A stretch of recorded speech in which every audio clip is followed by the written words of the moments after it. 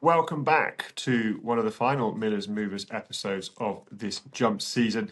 This week we're just going to take a look back completely at Aintree and the action that took place there Thursday, Friday and Saturday. There are a few horses that I think are on fairly interesting handicap marks going forward, so I'll flag those up as we go through. And we'll get straight into it on Thursday and what was a really good manifesto chase, won by Imperial Saint. He was one that, having not found him, you sort of think that maybe you should have. He had the form in the book at this track. His novice chase form had been good, apart from one run at Leopardstown. And then when you dig into it a bit more, there is an argument to say that Leopardstown is just not his course. To me, this race sort of set the stall for the week, really, which was I felt the Irish jockeys had the upper hand on the UK jockeys a lot of the time. They sat off the pace, still ridden prominently, but let the UK jockeys perhaps just go a little bit hard through the early stages. Gidley Park, I think, emerged with real credit here on effectively what was his second chase start. He made a bad mistake at the first up the home straight, the open ditch up the home straight. Second time went far too long. Maybe Brian Carver wished he'd been a bit braver and gone with him, and he might have got there then. But as he landed back legs in it, lost momentum, still kept on into second, having set out some pretty fierce fractions and been on the pace the whole way. But Imperial Saint sat just off him, came sweeping on by, ran out a very ready winner, and I think he was pricking his ears at the line, which did allow Gidley Park and Django Bay to rally somewhat. Django Bay, they said that they're going to go up to 3 miles with him now, and I think that certainly looks like it might bring about more improvement. They mentioned him as a possible King George horse. To me, the concern is that both in his Arkle win and in this one, he's looked to lack a little bit of tactical pace at key stages of the race. Now, the Arkle, that fell into his lap with the falling of part of the pace in the close station. He came home strongly. The pace didn't collapse here, and he still rallied strongly, but he did find himself with a lot to do turning in. For me, even looking forward to the King George from this far out, I think Django Bay might just struggle for a test of that type in open grade. One horse that I do think is interesting on his handicap mark is Boombawn. Now, Dan Skelton had a rotten Aintree week for a number of reasons, most notably because Willie Mullins had a very good week and has closed right in on him in the Trainers' Championship. But to add further salt into the wound, Boombawn, who ran a really good race, finishing fourth in the manifesto, has been bumped up £8 to a mark of 153. He caught my eye, travelled really nicely through the race, held him off the pace by Harry Skelton. It was one of Harry's most efficient rides of the week, really brought him through with a nice run. He just didn't have the class to go with the first three, but I still thought it was a decent run. I was expecting maybe a £4 or £5 rise, and I'd have thought he'd have been very nicely handicapped off the low 150s or high 140s. But as it is, he got 153. Still wouldn't dismiss him completely. Good ground is the key to this horse, and maybe the Paddy Power, something like that, early in the season might still have a squeak off a mark of 153. But I do think the scouts can perhaps have reason to think that an £8 rise is a little bit harsh. In then to the Juvenile hurdle, won by Mercia, who I tipped up for the Boodles at Cheltenham. Connections say that she just couldn't handle the big weight there, and she was better suited by a flat track and quicker ground. Again, she was a very ready winner. Again, she was given a very efficient ride, picked up from some way out and drew right away. Two in behind I thought were interesting were Live Conti and Give It To Me OJ. Give It To Me OJ tipped at a big price, and I thought he was going to land us some place money for a minute. He just got run out of it, but they've been given marks of 141 for Live Conti. This was his opening mark. He ran very well, but I'm not sure he's a 140 horse. Certainly as a second season novice looking ahead to next year, they traditionally find it hard, and if he doesn't perhaps land something, there is a nice 4-year-old hurdle at Cheltenham early in the season, but off a mark of 141, I think the scouts are going to have a bit of work to do to get him winning opportunities next year.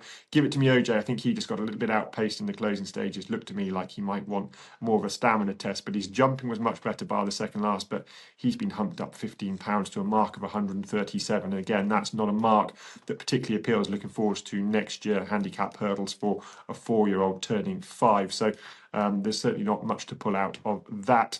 Then we're on to the bowl, and again, a tremendous train performance by Willie Mullins. Gaelic Warrior, who's looked to shadow himself this year, bounced right back to form.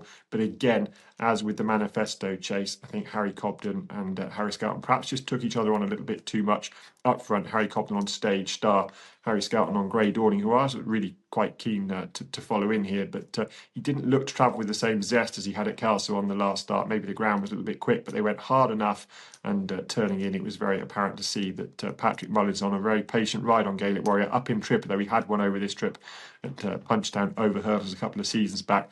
was stalking them all the way, and he swept past. Grey Dawning kept on going. Stage Star rather emptied in the closing stages, and it was a good win for Gaelic Warrior, and it shows that he clearly is a very talented horse on his day. Perhaps a flat track suits him better when he's going this way, but quite what you make of it in terms of a depth of form, I'm not quite so sure. And certainly I'm not going to be getting too excited about Gaelic Warrior going forward. I think he is going to be harder and harder to predict. A horse that I would just flag up there is Djelo. Now, he ran no sort of race at all, but Venetia Williams' stats have been really poor since the ground has gone quicker, as they often are. But he got dropped £4 down to a mark of 162. He won the Denman Chase at Newbury over 3 miles. He won the Peterborough Chase from Protectorat earlier in the season in really good fashion on softer ground over 2 mile 4. He's down to 162 now, and I just wonder, they've spoken about aiming him at the King George. They followed a similar route last year with 2 years ago with L'Empresse. They went to the rehearsal chase. L'Empresse won that off a mark of 164. Pretty good weight carry performance before going on to the King George, where he unseated Charlie Deutsch at the final fence. I wonder whether they might follow a similar path for Djelo here. Go to the new, rehearsal chase at Newcastle on Hennessy weekend off a mark of 162. I think a £4 drop for what was a run that was far too bad to be true is perhaps generous, and he's certainly also I'll have on my radar again next year, as I did through the early part of this year. And then the final race of interest on the Thursday was the Red Rum Handicap Chase, won by Sam Brew for the second year in a row.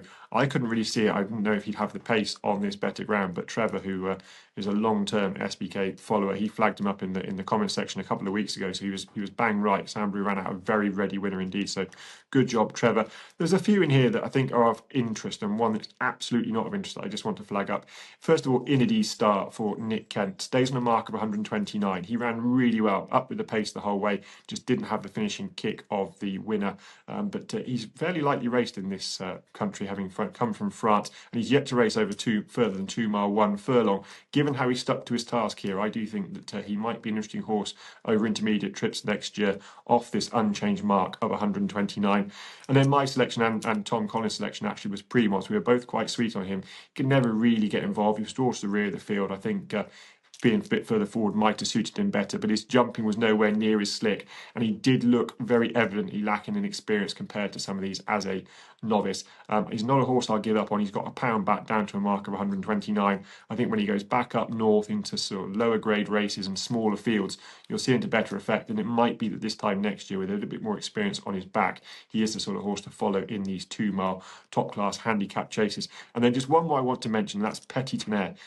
Season after season, we see this horse mentioned as a handicap horse to follow at the big festivals in these 2 mile handicap chase. He's got one chase win to his name. And to my mind, he's the sort of horse, it doesn't matter particularly how well he gets handicapped, he's never going to land one of these top class 2 mile handicap chases because he simply doesn't jump well enough. It means he's not easy enough to place through a race. And time after time, I see him sort of tipped up as a shrewd bet in these races, and I just think he's absolutely not. He's a fairly moderate jumper, and in these top races, that's always going to cost you. On to the Friday, and again we open with a Grade 1 novice chase, which was won by Caldwell Potter, the Mildmay novices chase, going up in trip, having won over 2 mile 4 at the Cheltenham Festival in a handicap, the Jack Richardson handicap. He really stepped forward again, and it was interesting to see afterwards that Harry Cobden paid testament to his determination, because he said he felt that he was never really got the same feel. He was running on vapours from the second last, but he still battled bravely to the line. It was a good performance, and they're clearly starting to get to grips with him. It's not a form line I would get particularly excited about. Dancing City Fowl brought down Kay de Bourbon, who was again my selection. I thought he was still travelling quite nicely at the time. It was some way out, and didn't really sort of have to run to a great level of form to beat Jordan's. And I think the presence of Jordan's does slightly temper my enthusiasm. Adam Mills, who's very good on the clock, tells me that Caldwell Potter ran very good fractions, that Jordan's is simply flattered by the efficient ride he was given to get so close. Caldwell Potter's now got a mark of 155. I think that's perfectly workable. I wonder whether they might go Hennessy. Might they go for an intermediate handicap round Cheltenham? They could look to the Badger Beers at Wincanton as well. I suppose that's a race they like to win. He is going to have to step forward to be a Gold Cup horse or a King George horse, but clearly his feet issues, which are plaguing him on his arrival from Cornelius Yard, they're starting to get to grips with those. I was slightly concerned whether he'd be able to back up on quick ground, having run on fairly quick ground at Cheltenham, given that the feet take a fair pounding on better ground. It could just be that the Nichols regime, perhaps a different change in farrier, different supplements to help foot grow, because feet grow like human nails. The more time they have with this horse, the more chance they're going to have to get his feet into some sort of shape. So it could be that he continues to improve, but I think he's going to have to improve to step up into Grade 1 open company. Personally, I would be interested to see him in the Hennessy to find out whether he truly stays an extended 3 miles, and then he can make a plan from there whether they drop back and look at the Ryanair or something like that. But it was a good performance, and I'm sure Paul Nicholls got a lot of satisfaction out of landing a Grade 1 with a horse that had had plenty of stones thrown at him. The next race was the William Hill Handicap Hurdle, won by Wellington Arch for John Joe O'Neill Jr. Really good ride off the front, got loose, and just had enough in the closing stages to fend off Kopek de Me. Kopek de Me, he was the talking horse going into the Cheltenham Fest, if you remember. Was he going to go for the County, the Coral, or the Martin Pipe? He ended up going for the latter, and never really showed up. It was a pretty disappointing performance. But before that, he'd been talked of as being bought as a chaser. He'd met with a setback, and that's why they keep him over hurdles for one more season. This was much more like it. It came from some way back under Mark Walsh, rallied really strongly to the line. Another 5 or 6 strides, he might well have even got there. So certainly a horse that's back on the upgrade. For me, the horse to take out the race is Weighed Out for Ollie Murphy. He's got dropped £1 down to 127. He just simply couldn't go the gallop on this better ground. He just didn't have the ability to quicken like the front few, but he kept on going. Sean Bowen wasn't overly hard on him once it became apparent that a win and place chance had gone. He's got winning form on good to soft ground and on heavy ground over shorter distances. I think perhaps a little bit more cut in the ground. 2 mile 4, I think a mark of 127. He'll start next season, a well handicapped horse. The Top Novices was probably my favourite race of the day on Friday. I'd been pretty sweet on Salvatore Monday. I felt the removal of the hood, the addition of Paul Townend was going to give him a chance to show what he's capable of, and he clearly hasn't been able to do that through large parts of this season. Again, it followed on the theme of Thursday. Paul Townend just sitting slightly off the pace, which in this occasion was actually set by Romeo Coolio, along with the mare Diva Luna and Rubber Ball for Neil King. They went pretty hard up front. Romeo Coolio, I think, got softened up by those two. And then we also have to point out that he was turning around after a fairly big effort at Cheltenham when he was placed in the Supreme Novices Hurdle. Salvatore Monday stalked him into the home straight, quick and clear. Probably put in his worst jump at the final hurdle, but he had plenty left to fend them off. I think Romeo Coolio emerges with real credit. I'm still of the opinion that he perhaps just doesn't have that change of gear that top-class 2 mile hurdlers have, but he's undoubtedly the sort of horse that will look to go over fences next year for the Arkle. Chases, you perhaps don't need to have such a rapid change of gear. A high cruising speed is more of an advantage, and he's certainly got that. So certainly a horse I wouldn't give up on. And I think we also have to point out that, again, Gordon Elliott had a pretty quiet week at Aintree. Just the one winner, a few horses disappointing. So the fact that Salvatore Monday was able to give somewhere near his running after a pretty tough race at Cheltenham does mark him out as a pretty talented horse going forward. Triply Flyer, he was the big disappointment of the race. We mentioned in the preview that going left-handed might be a concern. His jumping isn't all that fluent, and he might jump out to the right, and he really did. He was pretty exaggerated out to his right on a number of occasions. He absolutely walked through a hurdle down the back straight. That put him on the back foot, and he could never really get back into contention. It was a pretty poor run and a pretty poor week, unfortunately, for Fergal O'Brien, whose horses, bar Jack Hyde in the conditional hurdle, failed to give their running. But Triply Flyer, I'm not sure I'd give up on him just yet, but I think he's certainly going to be a horse that is going to have to go right-handed or get his jumping straightened out. And then just one horse down that never really factored, but I thought travelled quite nicely into the race, Royal Infantry for Dan and Harry Scout. And he stays on a mark of 134. He's given a very patient ride towards the rear of the field. Turning in, it looked like he might run home quite strongly, having travelled nicely into the race. He just didn't really pick up on this quicker ground. I think good to soft ground. Starting next season off 134, I'm sure the Skeltons will find a pretty decent handicap hurdle pot for this horse. So Royal Infantry certainly got into my tracker off his mark of unchanged 134. And then we moved on, of course, to the Melling Chase, won by John Bon. And I'm sure many of you have been shouting at the screen about the fact that I didn't mention the Aintree hurdle on the Thursday review, but I'm a big Nico de Boinville fan. I know plenty aren't. I personally put a big price on horsemanship and ability out in the country over strength in the finish, and I'm a big fan of Nico de Boinville. He didn't have his finest moment on Thursday with Constitution Hill coming down. Not that I think you can blame that on him, although he perhaps did get himself in a spot of bother on the home turn. So let's cover both those races now. Let's start with the Aintree Hurdle. It pained me to tip Lossiemouth on the preview pods, but I was concerned that maybe Constitution Hill's jumping errors wouldn't be fully ironed out. I didn't fully agree with the schooling over Telegraph pole having hit the deck. I wondered whether he might jump a bit big. And of course, you're always going to have positive confirmation bias, but I think that played out. I thought he jumped too big in the early stages.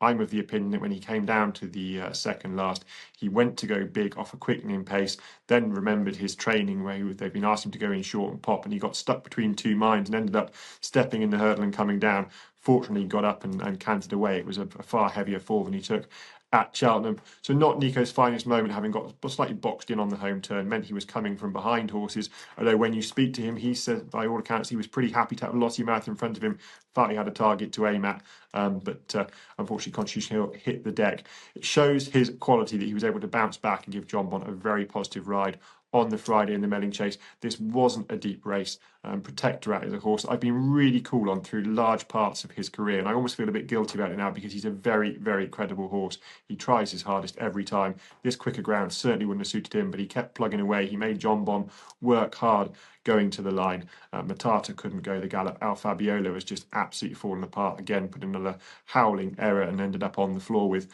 Paul Townend again. Luckily, got up and cantered away. So Boombawn, this was a fairly easy consignment, but I thought he jumped really well in this, and I'm still firmly of the opinion that maybe it'll be back to Cheltenham next year and he will finally land a champion chase. He's a strong travelling horse. He jumps very well on his day, and I was delighted to see him and Nico de Boinville get back to winning ways. The Topham isn't a race that I could find an awful lot of angles in, other than the fact that Ginny's Destiny looked to really enjoy himself out in front until making a pretty bad mistake, which knocked the wind out of him. He was beaten a decent distance in the end, around about 13 lengths, but I think it's been fair to say that he's not been anywhere near his best this year, and I would continue that on into this race, though he did appear to really enjoy jumping these fences, and he is a very good jumper. So the only line I'd take out of this, I would perhaps have Ginny's Destiny on my radar if they started to think about going to the Sefton next year, or indeed back at the Topham in the spring if he had a slightly better season. I do think he's just not been quite at the races this year overall. And then the final race was the Sefton Novices, one of my better punting results of the week, with Julius de Picton's winning this for Gavin Sheehan and Jamie Snowden. I have to do Monday racing as part of my racing TV duties. Not always the easiest to find instant selections on a Monday, but Julius de Picton caught my eye at Plumpton. I mentioned to a friend at the time that I thought this was a potentially graded horse going up in distance. He thought I'd lost my marbles completely. I was pleased to be able to text him on Friday and say, told you so. But it was a really dour performance. He's a fine looking horse. He's certainly going to improve, you would think, for a fence, which is what he's been bought to do. But you have to say that this was probably one that got away from Mr. Megget. John Joe O'Neill Jr., not the biggest fan. John Joe O'Neill's biggest fan does comment in these videos, and I'm perfectly open to other people having different opinions. I don't rate him particularly well over an obstacle. Other people do and rate him very highly indeed. But you would have to say he's made an error here. He was sort of looking across at Nico de Boinville going down to the final hurdle. He had Nico de Boinville well beaten on Calafé on Vaux. When I've got my other hat on and I'm doing my rider coaching, we talk a lot about line of sight and using your eyes as depth perception, which is how you find your stride to the last hurdle. And quite simply and irrefutably, I would say, if you're not looking where you're going, you're not maximising the chance to use your depth perception, find your stride to the final hurdle. As it was, Mr. Megget went violently left, bulldozed the hurdle, and then emptied very rapidly. Now, he's clearly been a difficult horse to train. It could be that he had a minor issue come to light there because he finished very tamely indeed, having gone very powerfully through the race. But you have to say that if he'd have jumped the final hurdle, that might well have helped him, and I think you have to put that squarely on John Joe O'Neill Jr.'s shoulders. But Julius de Picton's really solid horse going forward. I wouldn't get too carried away with this form as a grade 1 level of form, but certainly Julius de Picton and Mr. Megget, if they can get him right and keep him right, certainly got a huge engine. Saturday was the final day of the meeting. Obviously started with a 3-mile handicap hurdle won by Christian Williams, Jack Tudor and Deep Cave.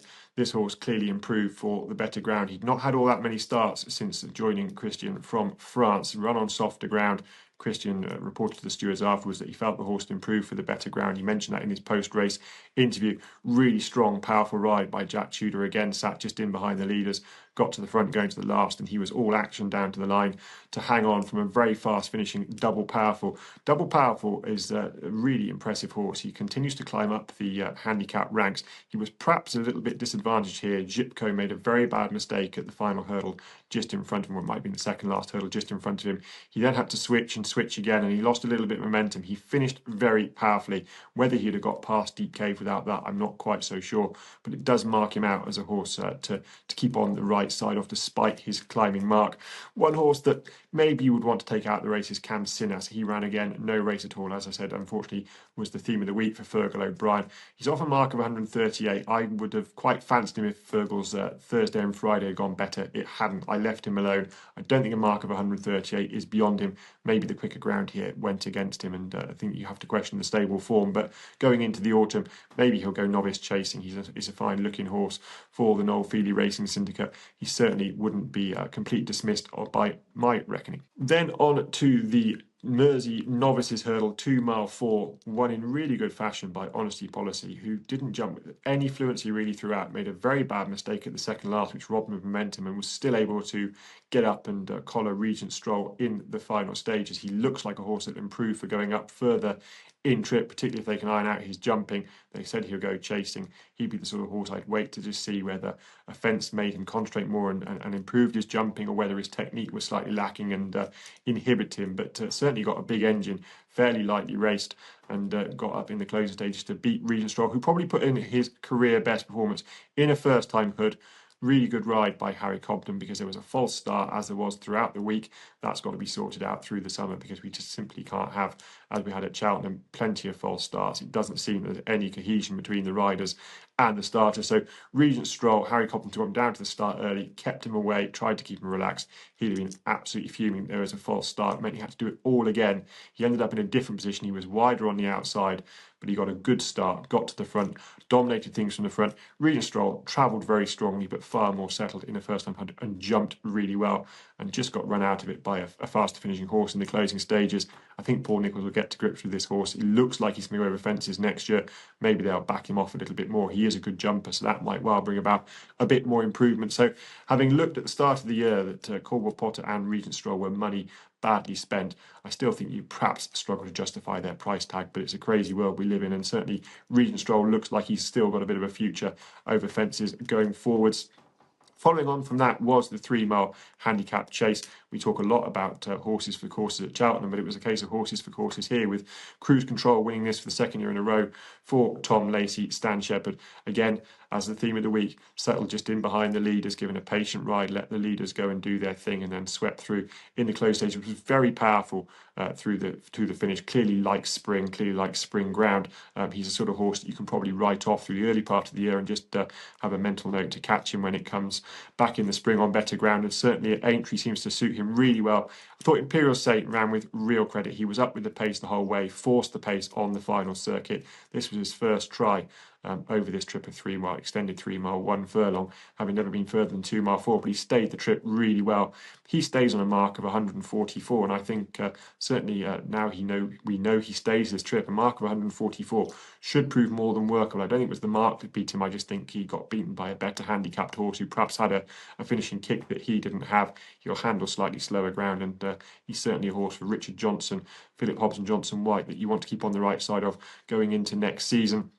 The horse that perhaps you might want to take out, and I emphasise the might because it comes with a risk, is Richmond Lake. He travelled beautifully into contention, jumping the second last, going down to the last, and then weakened very violently. His stride really seemed to shorten. I've looked at the stewards' reports. There was no note of him returning lane, but I'd be very surprised if physically he wasn't feeling something, because he rapidly weakened in the closing stages. But he got dropped £3 now, down to a mark of 137, having run fairly poorly at the Cheltenham Festival last time. Aintree is his track. He would be better with a bit of cut in the ground. And if they can get him right, I do think a mark of 137 for the Old Road meeting maybe next year. There's a nice handicap chase on that card. Might well be worth keeping Richmond Lake in mind. The Liverpool hurdle, well, this was a fairly weak affair, I felt, and I still am of the opinion that the Stayers division is weak in general. We had Bob Ollinger at his veteran age winning the Stayers hurdle. Hidden Valley Lake, I think, was simply the best of a bad or a moderate bunch here, I should say. Strong leader. He did well in the circumstances because he didn't jump with anywhere near enough fluency on this quicker ground. He absolutely bulldozed the last. Sean Bowen was all action to get him as close as he did. But if he's going to have pretenses to be a proper grade 1 hurdler, they are going to have to figure out a way of getting this jumping sorted out. It's too sporadic. He's not consistent enough. It costs him so much ground. So I don't quite know what to do with him. For all, he's got a huge engine and again ran a very big race given the mistakes he made. But the Stayers hurdle division is certainly a division that's ready for some fresh blood. On to the Grand National. Plenty being spoken about this, so we won't dwell on it too long. I just think the one thing that perhaps got missed in the emotion of it all, the brilliant story of the ownership of Nick Rockett and, of course, Willie Mullins training the horse for his son, Patrick, to ride, is that he carried 11 stone 8 to victory. He's the highest weight carried to victory since Many Clouds, and you have to go back a long way then to Red Rum to find a horse that's carried more than that again since. So it's a pretty big anomaly for Nick Rockett to carry such a weight. It was interesting in the post-race interview that they mentioned that they had considered supplementing for the Cheltenham Gold Cup. So a horse that I sort of considered as a nice handicapper, maybe he's got a bit more class than I certainly have given him credit for. It was a good effort here to fend off Iron Maximus. Iron Maximus I don't think was as comfortable on the slightly quicker ground here. He could never really get into a rhythm. Whilst he didn't make a bad mistake like he did at the Chair last year, he made a number of niggly little errors all the time, meant that Paul Tanner was having to work. Still ran really well under a welter burden and emerged with real credit, as did Grange Clare West in third. Tom Collins' selection. I think Tom can feel a little bit hard done by. If he'd have jumped the last, he might well have won, but he lost plenty of momentum, made a mistake and also faltered away to his left in making that mistake. And of course, from the last to the elbow is a right-handed run, so he sacrificed more ground than just a simple mistake would have done on a regular course. But he might be one for next year. They can plot him carefully through and not get too high up the weights. It certainly looked like he enjoyed this course. Oroko, well, he jumped round. I have my hands up. I didn't think he would. He coped with the test well enough. He just didn't perhaps have the class. He stays on a mark of 152, and it will just depend what they want to do, whether they think he will improve for this experience and they're going to plot his whole season as they have this season around next year's Grand National, or whether they're going to campaign him with a little bit more adventure. He's not a horse that's devoid of pace. If he's going to step forward for this experience of a big field handicap, something like the Hennessy, even some grade 1 chases might well be there for the taking. But of course, that's only if they want to try and be competitive through the early part of the season. They might well just decide it's all about the Grand National again next year, in which case we'll have the same scenario of him sort of running not fully ready and finishing mid-division as we have this season. Meeting of the Waters I thought was interesting. Would just mention him. For the second year in a row, he's jumped round, just failed to see out the trip on better ground this time. I think that conclusively proves that this is beyond his petrol limit. He'll be interesting if they look to line him up for the Sefton, the Topham, maybe the Beecher Chase next year, because he's clearly got a good affinity for these new style national fences. And just one that I thought was interesting. I wouldn't take any views on handicap marks at all. I think there was plenty of horse in here, the likes of Stumptown Vanilla, who just simply didn't handle quick conditions. Brave Man's Game simply didn't stay. I think we were all pretty aware of that before the off. The horse that I did think was disappointing, and I think he had conditions to suit, was Highland. Never really could get into it. He's a good jumper. He didn't look to jump all that badly, but he just never really got competitive before pulling up. So that would be the disappointment of the race for me. But as a view to taking a view on their handicap marks, I think you take the Grand National as an entirely separate race, and I wouldn't be keen to make any judgments on horses' handicap marks going forward off this one race. Then the two final races, the Maghorn Novices Chase, again, wrapped up a really good weekend for Paul Nicholls. Caliph de Burley showed more pace than I thought he might be capable of on this better ground. Won very easily indeed, but it's a form line that I think you want to take with a real pinch of salt. The runner-up Brookie was 3.5 lengths away. Now, Caliph de Burley won very easily, but Brookie came into this race with a rating of 135. Now, it could be that he was one of the best handicapped horses in the country, but he's gone up to a mark of 150. Caliph de Burley on a mark of 156. They look like they're going to try and turn him into a champion chase horse. I still think he's a mile off being that sort of level. He's got an official rating of 156, so he's got to improve at least £10 to get in the shake-up, and a bit more again then, because I think in an open grader race they go that little bit quicker again, and I'm still not sure that 2 miles is quite his trip. I wouldn't be at all surprised if we see him over a little bit further this time next season. And then just to wrap it up, one horse that I wanted to mention that came out of the bumper that finished the card off was Kilwaughter for Philip Hobbs and Johnson White. Had won a bumper in Ireland when trained by Stuart Crawford. This was his first start for New Connections. He had an absolutely torrid passage up the home straight. He got hampered fairly early on, found himself in behind a wall of horses, took an age to get out, and then finished to good effect. I'm not sure he was by any means an unlucky loser, but I think he would have certainly been a lot closer. He looks the sort of horse that will make hay in the West Country and novice hurdles next year, in the early part of the year, before perhaps stepping up in grade. It might be that he wants 2 mile 4 when he gets into more competitive hurdles, but I thought Kilwaughter was the one to take out to the closing bumper. So that's it for this week. A wrap up of the Aintree Festival eye catchers to take out. And remember, put them in your tracker. You might need to be a bit patient. They might not appear to next year, but I certainly think there are a few of note to take out of Aintree. And I'll be back next week for the final episode of Milling Movers this season, where we have our sort of end of season awards, and that will be that. Till then, take care.